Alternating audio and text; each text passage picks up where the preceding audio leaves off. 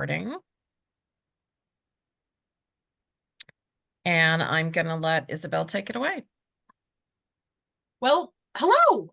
So as introduced, I am Ysabel de la Hoya. I do happen to be the scheduler for Queen's Prize, but that is just a coincidence. This is not like the official way you have to do documentation or the official class you have to take. It's just two things. I happen to do both of them. So basically what we're going to be doing is going over how to do documentation for both Queen's Prize and Kingdom Arts and Sciences. We're going to be talking about novice and intermediate documentation. This is not the one true way to do documentation. This is a system that I don't mind if they ask questions as we go. This is just a system that I've really found works out well for me and for some others. So let's go ahead and get started. So really the first thing you're going to want to do is have a project in mind. It's really kind of hard to start your project and start your documentation when you don't know what you're going to do. So it is also easier if you start with some basis of your research, some basis of knowing that this is a period project. It is much harder to kind of try to go backwards. Like if you make a thing and then you sit down to write your documentation and then you try to figure out the research after the thing is made, it's just harder. Like you can do it, just I've been there. I don't want to be there again. Another thing that's really important to remember is just, this is not supposed to be scary, especially Queen's Prize. The SCA in Arts and Sciences, it's about learning. We're not here to traumatize you. Your judges are not here to traumatize you. The laurels of this kingdom do not eat their own. So have fun and enjoy the process. Documentation is also just one part of the experience. It's important, but it's not more important than the thing you made. Unless, of course, you're writing a research paper, but that's a whole nother ballgame. But your focus should really be on the item you are making, kind of with an eye towards documentation. You also want to think about why you're entering, and there's no wrong reason to enter. Some people just kind of want to have fun and show off the thing they made. Hey, I made a really cool stew. Everyone try it. Some people want to kind of connect with other artisans, especially if you live kind of in some of the more far-flung reaches of the kingdom, or if your art or your science is more obscure. This is a great way to have all of the artisans of the kingdom in one spot where you can network with them, where you can get information from them, where you can get feedback.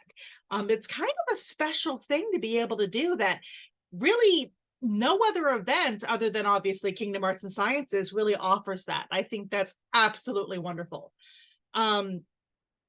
Some people want to, kind of show off how good they can be, and they want to get real critical feedback so they can improve. And some people just want a pat on the back. And there's nothing wrong with either of those reasons or any of those reasons. No matter why you enter, we as in the arts and science community, want you to have a positive experience. And the first thing your judges should do when they sit down is ask you what you want out of the experience. And it's really important that you are honest with them, and more importantly, honest with yourself.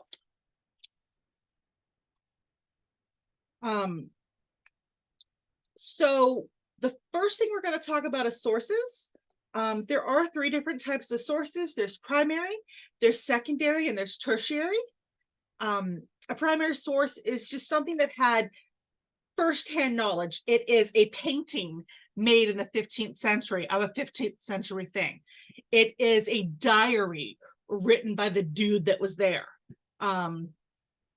sometimes primary sources are really hard to come by in some disciplines, and that's fine. There's also secondary sources, and those are written kind of after the event, and they analyze or assess or interpret the historical event. And a tertiary source, it's like an encyclopedia. It's an index. And this is just describing what I just said. I'll slowly cycle through these. Things can be primary and secondary sources for different things at the same time.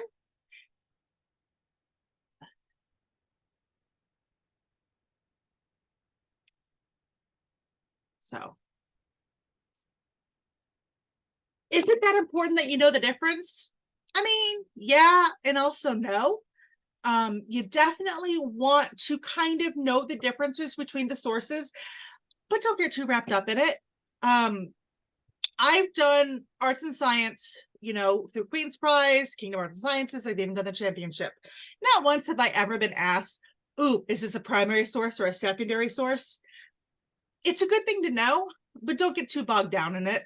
Now, I'm not going to promise you you're never going to be asked that, but especially at Queen's Prize, it's not that big of a deal. Finding sources, however, can be very difficult. So there's a couple tricks that you can use to kind of find sources. One thing you can do is when you Google, good old Google is you can put your things in quotation marks. So instead of just writing Hampton Court Palace, you're going to put it in quotation marks, so you don't get everything that contains Hampton, everything that contains court, and everything that contains palace. You're going to get things that just have those. If you want to exclude a site, such as Pinterest, which Pinterest is the bane of my existence. Some people have success with it. I do not. But after you type your search query, you're just going to type minus Pinterest. Wikipedia is a decent launching pad to get general information. And if you find a good source, I mean, if you find a good article on Wikipedia, it's going to have its bibliography, and you just follow the sources. And I have more than once found some random source on the internet, and I've just followed the sources down the rabbit hole until I got to the primary source. You can totally do that. It's generally not the best place to use as your final source, but it's a great launching pad. It's a great, like, hey, let's find out some basic information about this thing. Some books may be available online in part or in full as websites such as Google Books or Project Gutenberg. There's also a Facebook group for everything, literally for everything. There's SCA Research Assistant, SCA Research Paper, Arts and Sciences, Library of Alexandria. I do want to say that the Ask the Laurels page on Facebook is specifically about questions regarding the path or the I won't say use, that's a weird word, but the path of the laurel or the function of laurel, and not specifically asking Laurel's question. But there is one, ANS discussions with laurels of our realm. So those are different groups. There's a if you're into Coptic jewelry, there's probably a Facebook group about Coptic jewelry. Our own Vashti has a wonderful Facebook group, which is the SCA Research Assistance, I believe it's called. It's on here later, I believe. And of course, Vashti would be happy to plop it down there. When I have a hard time finding information, I just ask Vashti for help. She's great about that. Make use of your libraries and museums. Your local library's nonfiction or reference section can also be supplemented with interlibrary loan. That is still a thing. And depending on what library you're at or the situation, a lot of times you can get reference books through interlibrary loan from colleges as well. I've done that more than once. Just really be sure you return those. You do not want to get stuck with that fine. The Library of Congress also has a virtual reference librarian. I really need to check that link. That was from a couple years ago. Museums often have their pieces online, and they have provenance information, as in the who, what, when, where, and why. And there is a person at a museum whose job it is to give you that information. It's called a docent. Many places have online docents, and they would love, absolutely love, to connect with you and get you information. You can also look at Google Scholar. You can look in academic databases like JSTOR or academia.edu. These may have fines. I know JSTOR currently has a thing where you can see 100 free articles a month. And not all of their articles are on JSTOR, or on JSTOR for free. But if you find an article that you want a copy of, just ask your friends. We have so many friends or so many people in this kingdom that have academic access to JSTOR, and they can get those articles for you. Again, my source for that is Vashti. Other members, SEO websites. This is not going to be your final place for information. Just like Wikipedia, you're gonna follow their sources. And then Pinterest, some people love Pinterest, some people hate it. I put it on here. If you get really, really lucky, you can follow the pins all the way back to the museum websites. I do not have luck with that, but Mistress Eleanor Dayison swears by it. So now, once you found your source, you're kind of stuck with trying to decide whether or not this source is credible, right? In general, a primary source is credible as it's written by the people who have the first-hand knowledge of the item or event. Of course, people have biases. Some people make stuff up. But if you find like 13 primary sources saying, yeah, this absolutely happened, chances are it happened. Or if nothing else, you can use that source to document, the attitude around it, or you can document what that bias is. Even wrong primary sources can have value, especially when you start diving into like the minutia around things. It can really get fascinating. Scholarly journals are generally credible, and so is academic research. Again, that's generally, it's not a guarantee. Books written by historians and researchers are also usually a great source. Textbooks and encyclopedias are usually generally fine. Do be careful of 19th century or Victorian texts. They are found to be widely inaccurate. And there's a whole fascinating reason for it, but basically the Victorians made a lot of shit up. Then you've got websites. We have all of human knowledge at our thumbs, right? But anyone could put anything on the internet. You don't know if it's credible or not, and it's not always obvious. So there is a system that you can use to evaluate a website. And if they have many of these properties, there's a greater chance it's credible. It's not a guarantee. And it also doesn't mean that websites that don't have these things aren't credible. So first off, we're going to look at the website and decide, does it have its sources listed? If these sources are primary or academic, even better. If there's no sources listed at all on a website, that's my first clue that I want to move on. Does the author of the website identify themselves? Are they standing by their work? I know that when I stand by my work, I want that work to be correct. So I'm going to try my hardest to make sure the information on my website is correct.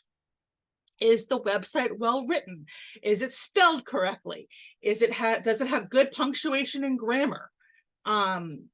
If you're able to catch the very beginning, I myself am a terrible speller.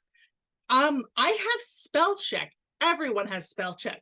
If they didn't take the time to run their information through spell check, even on the most basic level, that's not a great sign. Is the information laid out in a logical manner? Does it make sense? Or does it seem like it was written at 2 a.m. on a caffeine rush?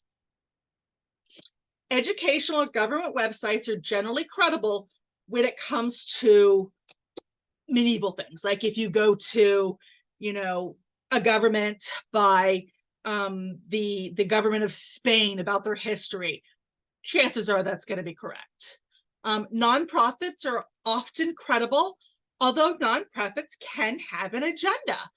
There's a whole nonprofit in charge of rehabilitating the image of Richard III.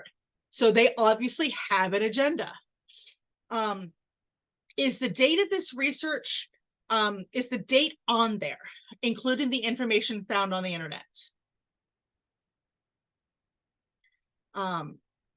If they include the date, it allows you to decide whether or not this information is out of date or not. Honestly, this possibly may be less important with medieval research because not a whole lot changes. Not saying it never changes. But if you're looking at an article from 5 years ago on how a 13th century peasant house is constructed, chances are it hasn't changed a lot, unlike an article on, particle acceleration. Do we have any questions before we move on?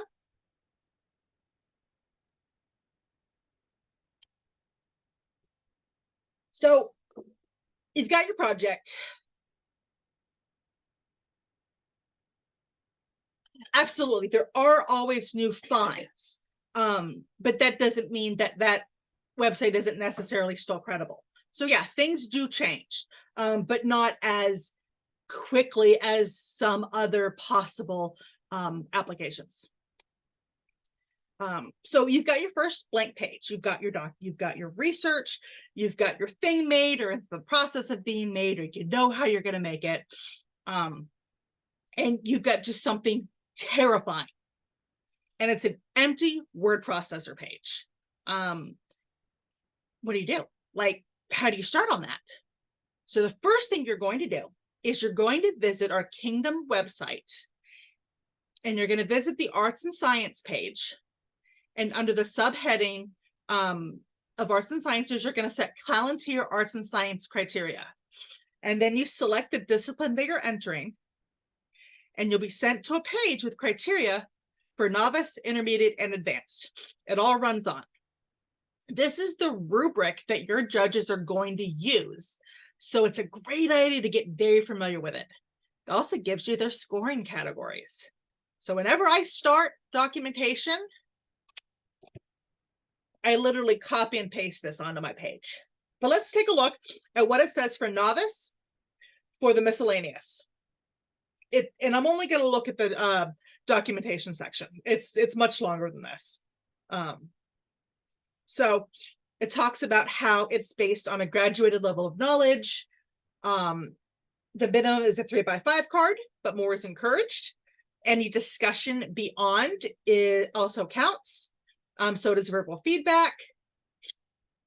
And it wants you to list some very specific things. Description of the entry, including country of origin, period of origin, characteristics of style. List the materials and skills used to complete the project. List of methods and tools used to complete the project. And research and reference. Cite at least one source or one visual or descriptive reference, and two of either. Basically, how-to sources. So, as said, the first thing I'm going to do is copy and paste it onto my page. And I'm going to insert spaces between those requirements. And you're going to address each bullet point as completely as you can. And explain any changes you made and how your process differed. What does that look like? So we're going to start with the very first entry point. If you look, description of entry, including some of the following. Bam, it's up there in red. So I'm going to answer this question in a complete sentence. Also, the thing that I'm documenting here is completely made up, does not exist. So Do not look for a 12th century Jubis to scare pets. But I'm going to describe where it's from. If you know the country, if you know the dig it was found on, great. If you don't, put as much information as you have. Just kind of who, what, when, where, and why in complete sentences. And then you move on to how you made it. List the materials and skills used to complete the project and list the methods and tools used to complete the project. You're just going to type again in complete sentences how you made the thing. And this is what I've done. I've just added ellipses because I wasn't going to keep making stuff up for a thing that doesn't exist. I have no idea if a number 15 or a number 10 hammer even exists. I'm a cook, but you're just going to type out everything you know. And then you're going to say,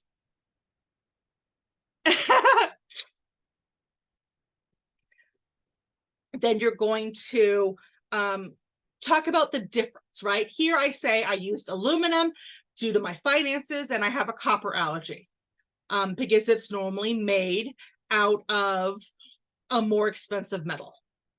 And then any other differences you did. You can be as descriptive as you like. In order to fulfill the criteria, you can just list it in bullet points. It is up to you. And then your research and references, you're just going to put your bibliography down. It doesn't have to be its own works cited page at this point, but it can be. And because I'm a super nerd, these are actual sources that I found for how to make stuff.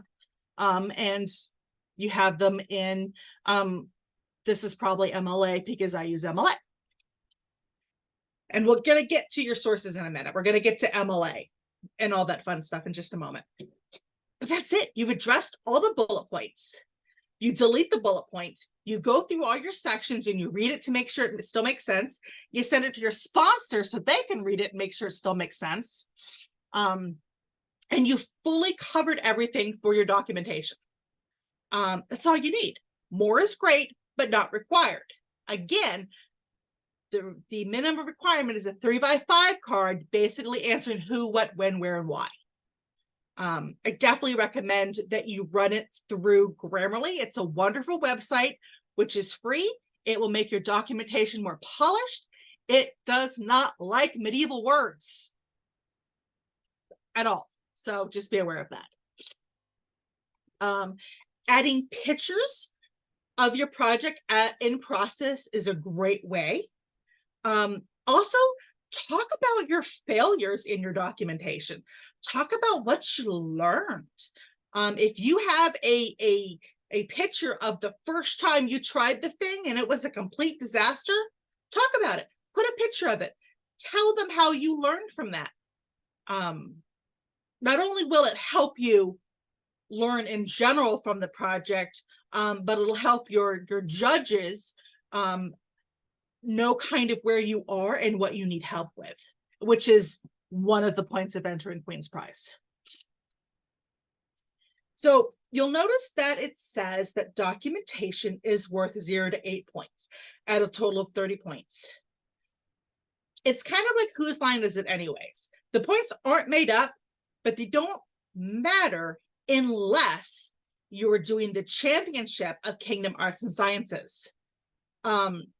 You don't have to be judged with points at Queen's Prize or the tri-levels if you don't want to.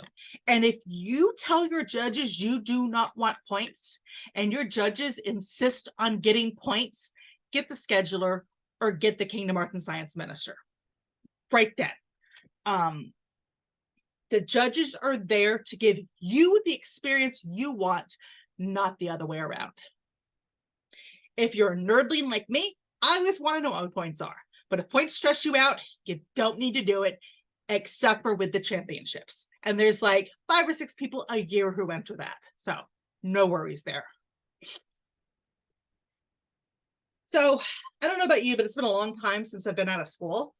And citations and bibliographies, all of that fell out of my brain, right? the requirement on them is to use a standard format and use them consistently. Doesn't care if you use MLA, APA, Chicago, any of those things. It doesn't matter, just be consistent with you. Online citation creators are a wonderful way. I personally use Ysabel. There are several more, and there's a style guide in Ysabel for each of these guides. There is a citation creator directly in Microsoft Word.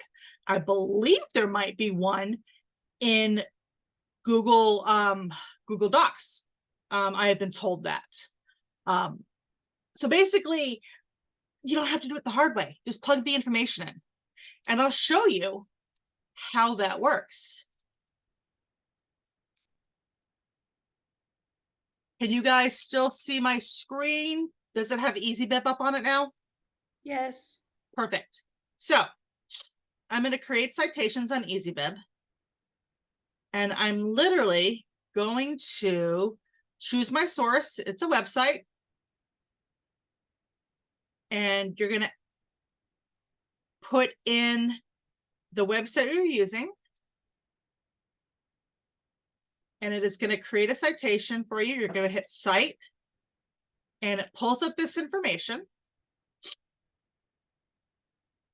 And you're just going to fill in the blanks. Okay.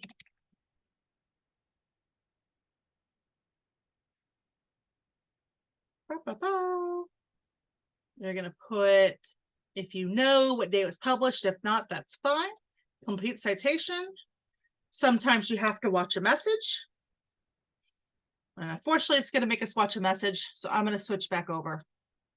And in a few moments, it is going to pop out our citation. So it's really easy to use. So, oh, it's pausing while I'm not on there. So I apologize for this 17 seconds of dead space. But it's not going to keep going if I'm not on the screen.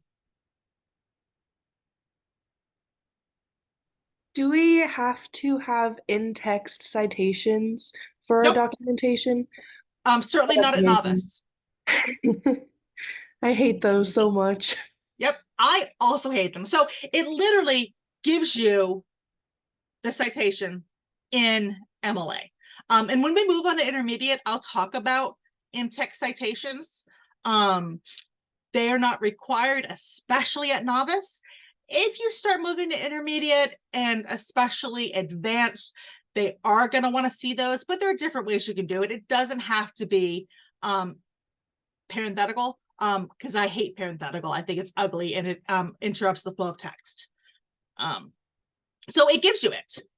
And you can do that for many different things. You can also check your paper for plagiarism here. So that is very easy to use. Yeah, I don't want to actually do that right now. So any questions about novice documentation before we move on to intermediate? Or do you want me to go back and kind of go over something again? Okay. So really the difference between novice and intermediate documentation is just kind of the detail. Obviously, there is an expectation that your quality of work improves in between them, but there's no real hard and fast, this is the difference. If we look at the intermediate criteria, it's very similar to the novice criteria. Instead of a list, it wants a description and some discussion. It wants some discussion of materials. It wants some discussion of tools. It wants a reference sheet.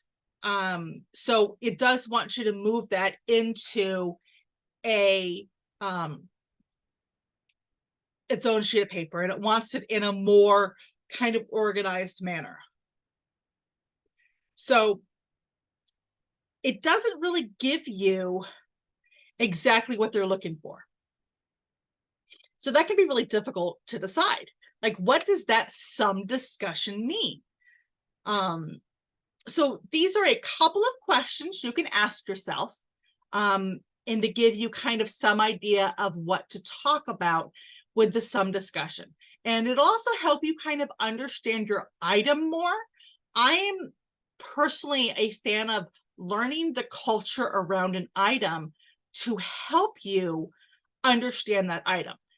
And if you understand the culture, you can better fabricate medieval items rather than simply replicate medieval items, if that makes any sense. Like for me, when I'm a cook, I can make a medieval dish that I know is a medieval dish, even if I didn't find it in a medieval cookbook, because I understand the when and why of how they cooked.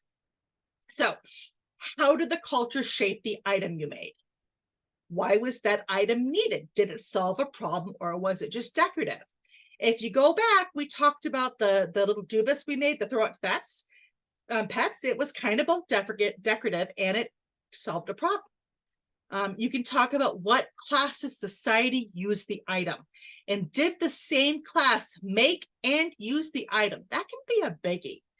There's a lot of things that are made by one class, but only a higher class can afford it. Is it rare? Is it expensive? You can talk about how do the modern materials and tools differ from the medieval ones? There are so many modern ways of making things that are very different. There's also some things that we have not improved upon since medieval times. People still use bone burnishers. A plumb line in construction has changed very little in thousands of years. They still work. How did the modern construction differ from the medieval methods? And why did you choose the method you did? How would that item be obtained? Would it be made or bought by the period artisan? This can be a good one too. There's this idea sometimes in the SCA that you need to make stuff sheep to shawl. What that means is if you're making a shawl, you need to raise the sheep, then you need to shear the sheep, and you need to wash the wool and weave the wool and spin the wool and then sew the clothing. Now, man, unless you're entering specifically a sheep to shawl competition, or you just are really, really into that kind of thing, you don't need to. And in fact, in the medieval times, a lot of times that was straight up illegal. You don't cross the guild. But if you understood, for instance, if you are a seamstress, how do you get your thread? That could be a really great thing to talk about. And that helps you move it from novice to intermediate and from intermediate to even advanced. How did the artisan learn their craft? Basically, were they taught by their parents? Did they belong to a guild? Is it something that people did every day? I don't have any information on how people learn to grind bread with a quern, because everyone did it of the lower social classes every day. It's just kind of a thing. There's very few period recipes for bread up until a certain point, because no one wrote it down. Well, people wrote it down, but it didn't survive because it wasn't written down a whole lot, because it's bread. Everyone knew how to make bread. These aren't the only questions. That's just some of the things to kind of give you an idea. And it requires some discussion. You don't have to know everything about the thing you're entering. It would be weird if you did. If you are a novice and you knew absolutely everything, then maybe you should be entering higher than novice or intermediate, in fact. But that's, of course, up to you. If your score is important to you, and again, a score is not required, but more complete information will yield a higher score. Then they want an intermediate reference sheet. So basically they want your bibliography just to be a little bit more organized. So with novice, you can just kind of at the end of your page, say you have 2 pages, you can just put it at the end. Here they want it on a separate page.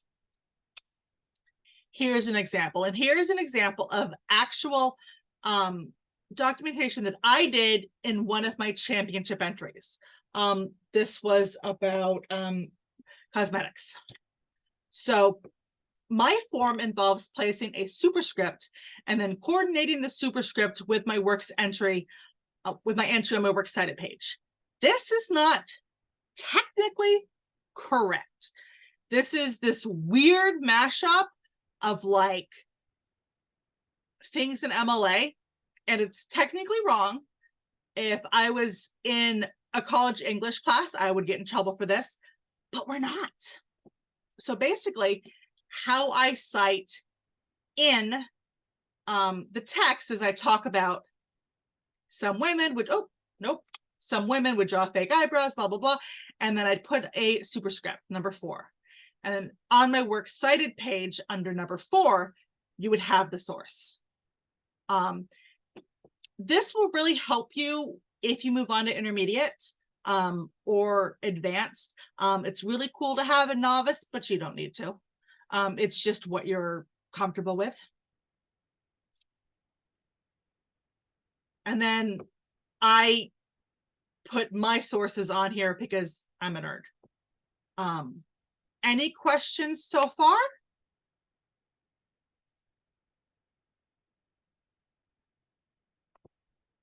So there's another website I want to show you.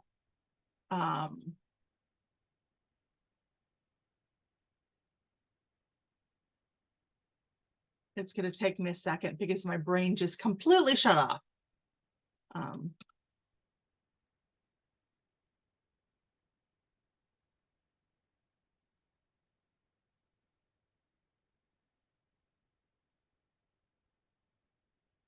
Here we go, EasyDoc. Okay, I stumbled upon this website a couple years ago, and it is wonderful. So basically, someone in some other kingdom has come up with these forms, and they're fillable. And for instance, if you're entering clothing, you can click on this, and you have a fillable PDF that completely covers novice documentation. And if you do it right, it can even cover intermediate.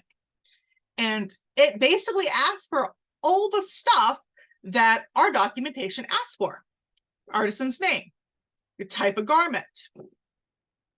And it's going to ask for, is it related to a particular time period, culture, geographic area? It asks what she's based on. You talk about your fabric, that's your tools. Talk about your assembly, that's your method. And then it asks for sources. And they have these for clothing, for general things, and for recipes. It is absolutely acceptable to use this form as your documentation. Again, if you're looking for a perfect score, it may not score the most, but if you're more concerned about the item than you are spending 3 hours writing documentation, bam, right here. I give this to my husband when he enters Kingdom Arts and Sciences or Queen's Prize. I bring extra copies with me, and on more than one occasion, someone who has forgotten their documentation, I've given them this form and they can just fill it out. I absolutely love it. And I will put a link to it in the chat.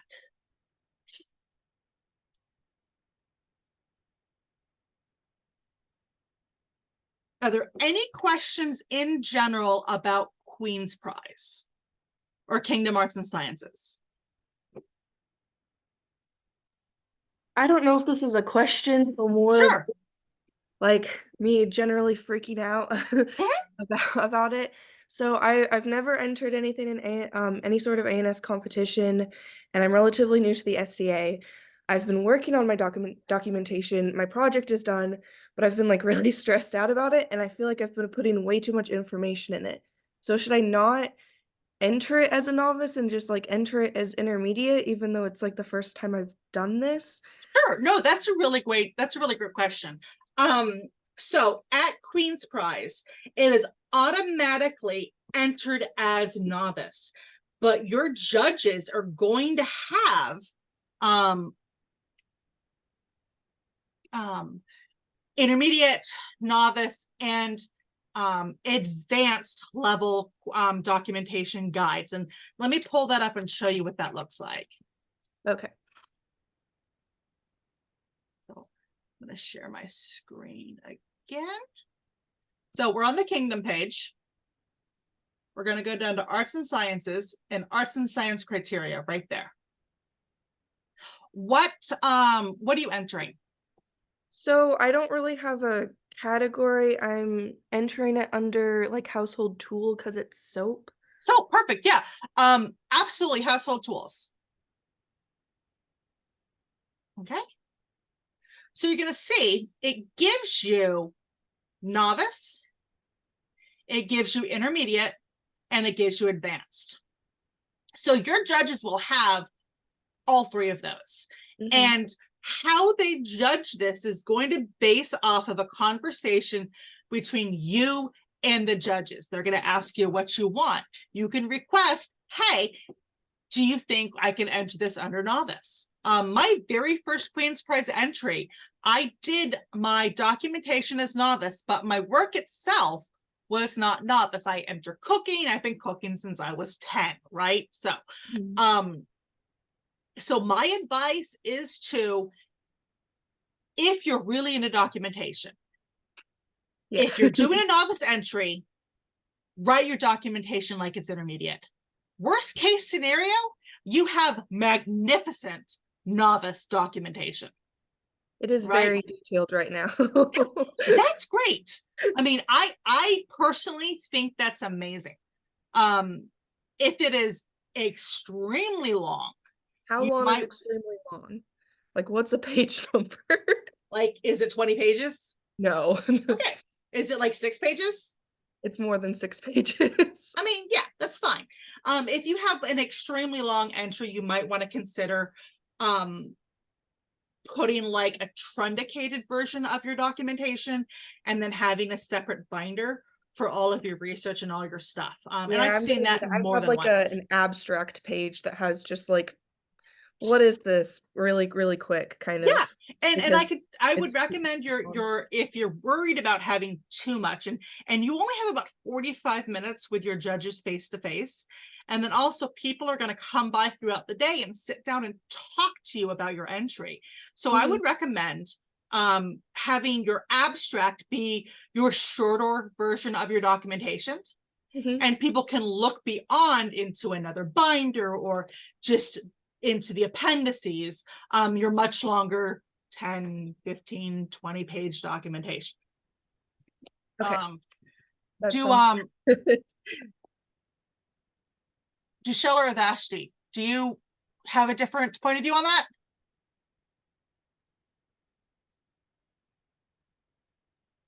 Mostly I just want to try and ease your stress that Queen's Prize Tourney is designed, intended to be a way mostly to meet people and show your stuff. It's very friendly.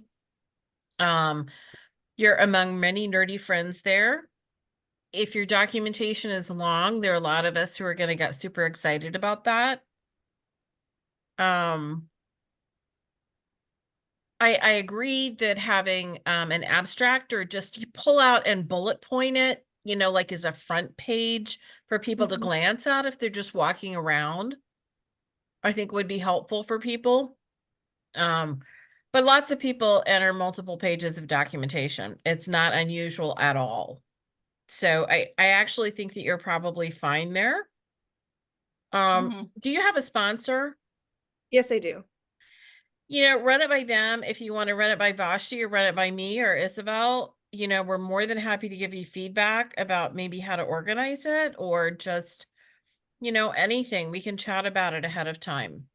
Yeah, absolutely. There's still some stuff that I'm trying to finish up putting into it, but I would appreciate that. That's another good point. it is acceptable to enter an unfinished project into Queen's Prize. Especially if you're stalled and you don't know where to go. That's kind of the point of Queen's Prize.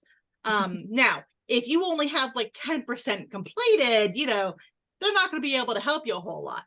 But if you get 50 or 75% of the project done, you can still enter it. Especially if your motivation is to get feedback and help. Now, as far as long documentation, I once entered a Cooking Queen's Prize entry, and I think my documentation was 7 or 8 pages, and I didn't start talking about the recipe until page 4. So, like, you're fine there. Now, if you have very long documentation, be aware that not everyone's going to be able to go through it. And if you have extremely long documentation, you can send your documentation to the scheduler, who just happens to be me, ahead of time, and I can send it to your judges.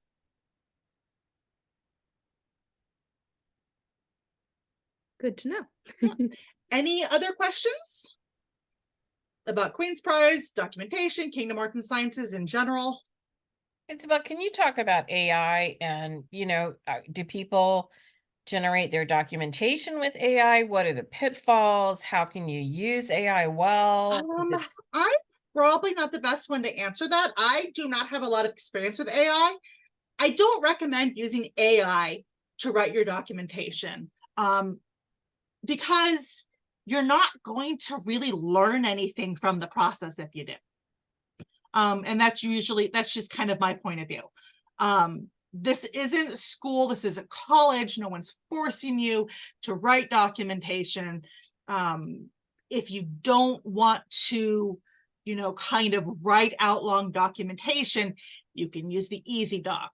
I have used AI just a little bit with writing some of my handouts, just to kind of, I've put in like my messy brain jumble, and I had AI just organize the information for me. So I've used it kind of in small bits, but also AI can be wrong. If AI doesn't know the answer to something, it will make it up. You can absolutely ask AI to write a paper on Hildegard von Bingen, and you don't know if that information is accurate or not.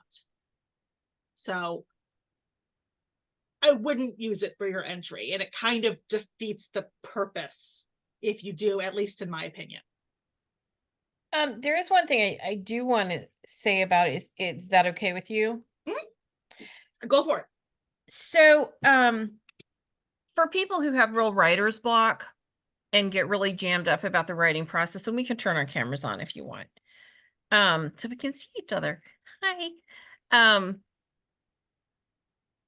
I have had people write their initial documentation with AI just to get something on the page, and then they're busy editing as opposed to necessarily writing. But and for what we do, you're absolutely right that AI is going to be really goofy about it. And so you have to really use it just as a putting words on the page. One of the things that you can do with AI is that if you're trying to do research and you're bumping into documentation that's in languages that you don't speak or read, you can start to train AI to do actually remarkably accurate translations of stuff. Ooh. So for instance, Vashti and I have played with a little bit where we simply put a text in of some Arabic text. And she was able to see and understand enough Arabic once it's translated that what we were getting was probably pretty correct. I have another friend who is using it to translate medieval French. And again, she's training it to be able to give her accurate translations. And that is one of the advantages of AI, is that you can train it for what you need it to do in the moment. Oh, that's really interesting. Yeah. So, AI is very controversial, but it's here to stay. So I've been trying to think of ways, and there are lots of people who are thinking of ways as scholars Mhm. that we can use it as a tool, just like, when Photoshop first came out, it was the end of the world. Um, when the spinning wheel came out, it was the end of the world. All technological advances are like that. Mhm. If anyone has any questions about that, again, contact us. Because there's a great pool of information that, either we have or we can point you to. But I think that given that it's out there, it's useful to know what to look for, what to plan for, when you might bump into it, and frankly, how you can use it. Awesome. There any other questions, comments, concerns? So this is because my entry is a cooking entry this year. Let's see if I can Yay! actually, I know this is a recipe that I had planned for the 2020 Queen's Prize, and we all know how that went. Um, Mhm. So it's been rolling around in my head. But with recipes, often we have like one source for the recipe itself. So when like with the rest of the documentation, that would be sources about the other things surrounding that recipe, the culture, kitchen class, that kind of thing, as opposed to the recipe itself, since it may Absolutely. only exist in one place. Absolutely. Okay. So and as Giselle knows, I happen to be a cook, and I have done many cooking entries. And actually, just let me show you what that would look like. Yay. Okay. So here is my very first Queen's Prize entry. So this is what my idea of novice documentation was the very first time I entered. And so what I had was my main source, which was the cookbook I got it from. And then I had a source that talked about the person who did the book, it looks like. I also had some sources from the Titanium Sanitaris, which is a really great source when it comes to the humors, which is another rabbit hole I go down to. And then I had pictures. I found this is actually from the Titanium Sanitaris. I found a picture of people making pasta. And then I had an image of the original period cookbook.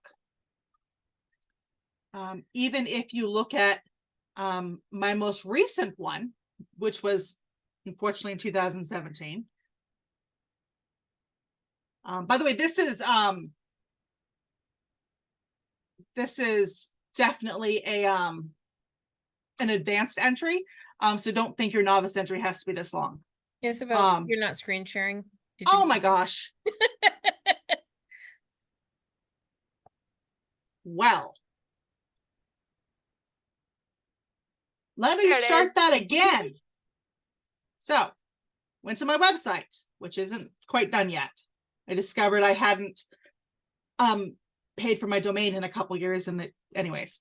So my very first entry, we have cooking entry. I have my main sources here, and then I have other sources, which aren't the main source, which wasn't the cookbook itself. And then I have a picture, a medieval illustration of them making pasta.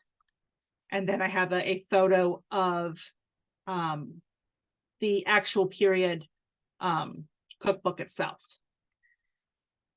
And then later on in my sources, I have this is about pottage. So I have 2 different period illustrations of people cooking pottage. Those are sources to have.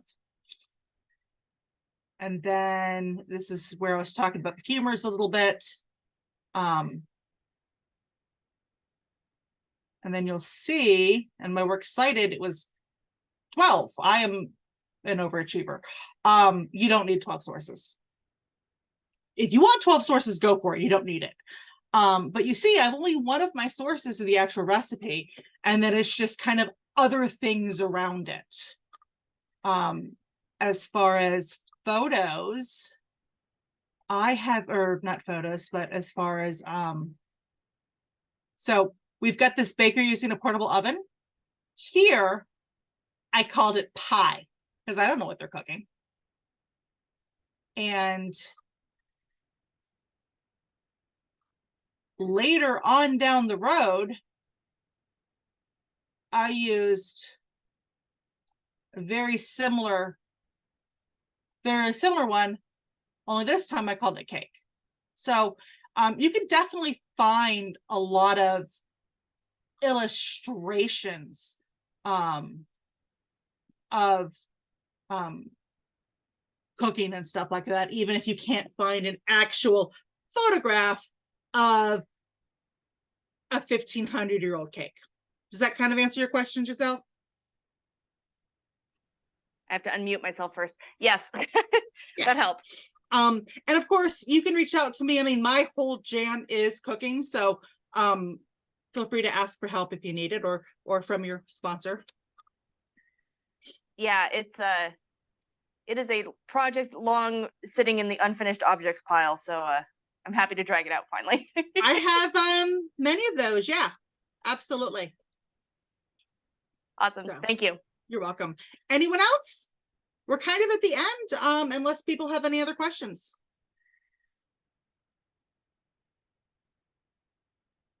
Alrighty, well, thank you so much for joining me. I hope this was helpful. The sign up window is still going. It is through the 26th, and I look forward to seeing y'all at Queen's Prize. Thank you a lot, Ysabel. Excellent information. Again, I have this recorded. We'll make a transcript of it, and of course work with Vashti about making this available. Awesome. Thank you. I know every time I teach this, people ask if I recorded it, and I just don't have the infrastructure to, so I'm so glad you guys did.